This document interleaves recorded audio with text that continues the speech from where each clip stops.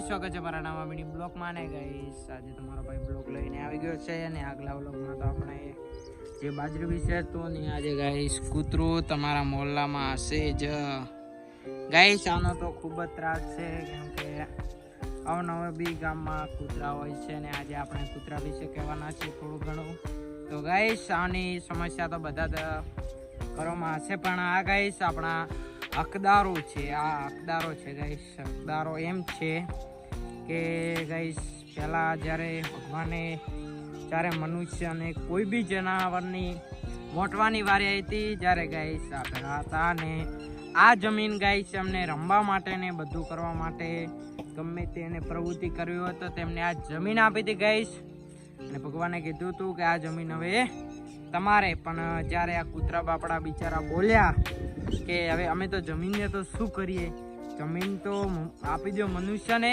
અને મનુષ્ય ખાલી અમને એક રોટલો આપશે તો અમે ખાઈને અમે સંતોષ અનુભવશું. તો ગાઈસ આ છે કૂતરાની કહાની. એટલે હોય તો નસીબદારને ઘણું લખવું હોય તો નહીં કહેતો મારવાનું, પણ ગાઈસ સીધું હોય આપણે રોટલો દઈને ગાઈસ જે સૂઈ જતું હોય તો એને ઘણું હેરાન ના કરવું. ને ગાઈસ આજે આપણે આવી ગયા છે બાજરીમાં. તો તે દાડે બાજરી નથી દેખાતી પણ આજે ગાઈસ બાજરી દેખાવા મળી છે. ગાઈસ જોઈ શકો છો આજે ગાઈસ બાજરી મોટી મોટી છે અને આજે ગાઈસ આ બાજરી ખાનારા નીલભાઈ બહુ ખતરનાક હોય છે ને ગાઈસ હું છેટાથી ઝૂમ કરીને બતાવું, જોઈ શકતા હશો તો એ ગાઈસ થોડું રિઝલ્ટ ફાટે છે પણ કશું વધુ નહીં, ચલવી લેજો. હવે તો આપણા લીલભાઈ છે જે ગાઈસ આખું ખેતર બગાડી નાખે છે. આ ગાઈસ ખોદરીને ખરું કર્યું છે. તો ગાઈસ હવે આમને તો ભાઈ ઉડીને તો ગાઈસ પકડાય નહીં પણ ગાઈસ હવે શું કરીએ ને, એક કૂતરું હતું તેમાંથી 2 કૂતરા ભેળા થયા છે. તો 2 કૂતરા તમને બતાવું ગાઈસ. તો કરડી જાય એની બીક લાગે છે, નહીતર તો પાડે જઈને બતાવો ગાઈસ. આ છે બીજો કૂતરો. આ ગાઈસ બહુ ખતરનાક છે અમારો ને ગાઈસ ઘણા બધા કૂતરા છે યા પણ હમણાં તો 2 જ છે ને ગાઈસ. આપણે લીલની વાત કરતા હતા, વચમાં ક્યાં કૂતરું આવી ગયું.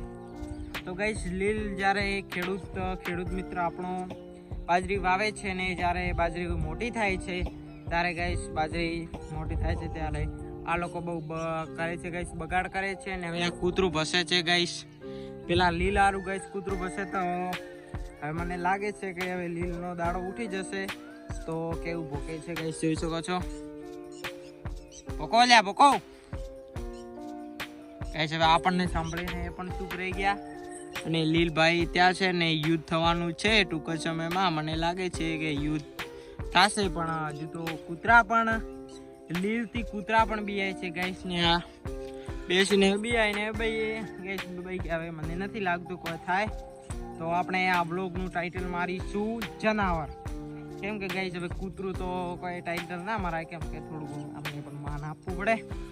અને ગાઈસ એ તમે કોમેન્ટમાં કહેજો કે ટાઇટલમાં ભૂલ છે એટલે બીજું ટાઇટલ મારવાના મારી વિનંતી, આવું પણ કહેજો. અને ગાઈસ કમેન્ટ બોક્સ ખોલ્યા પછી કોઈ વ્યૂ ગાઈસ એટલા આવતા નથી તો એ ગાઈસ શું કાવટા પ્રોબ્લેમ છે એનું સોલ્યુશન લાવવું પડશે. પણ આજે આ વિડીયોમાં કોમેન્ટ બોક્સ ખોલશું અને વ્યૂ નહીં આવે તો આપણે આગલા બ્લોગમાં કોમેન્ટ બોક્સ જેમ છે એમ રાખીશું, કેમ કે ગાઈસ જેમ સેટિંગ કરીએ છીએ તેમ વ્યૂ કપાય છે.